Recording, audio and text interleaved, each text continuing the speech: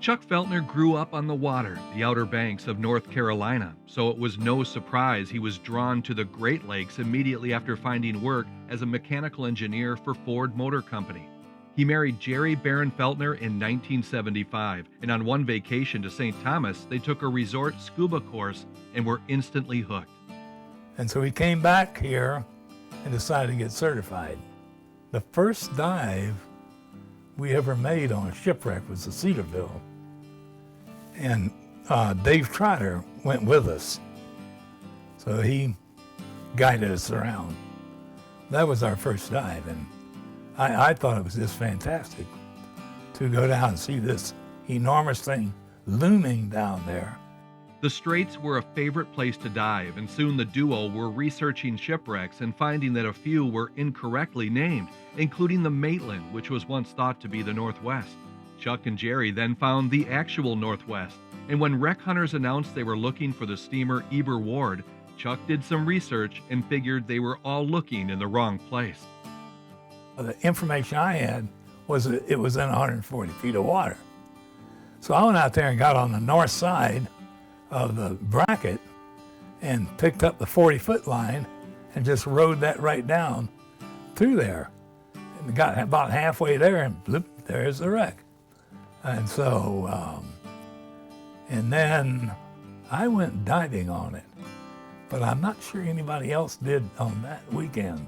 Trips west of the Mackinac Bridge meant leaving the bottom recorder on, and it paid off.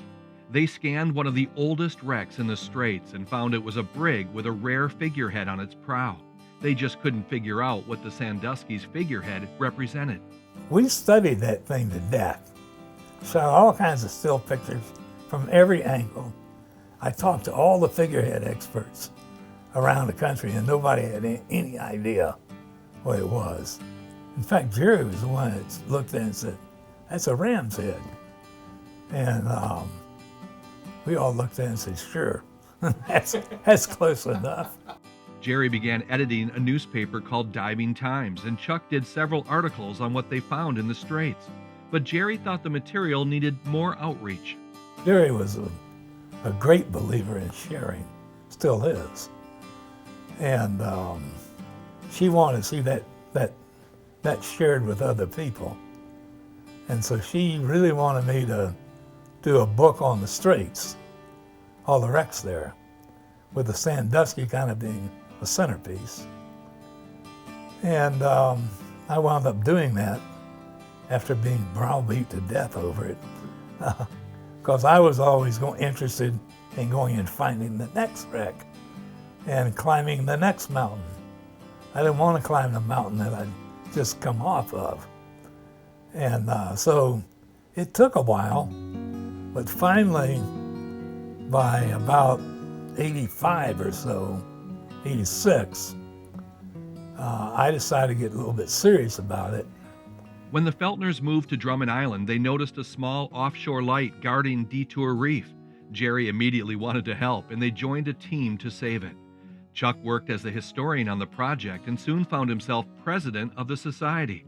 He led state officials on a tour when the work was completed. By the way, all of these stairs are numbered, and they are numbered in Roman numerals.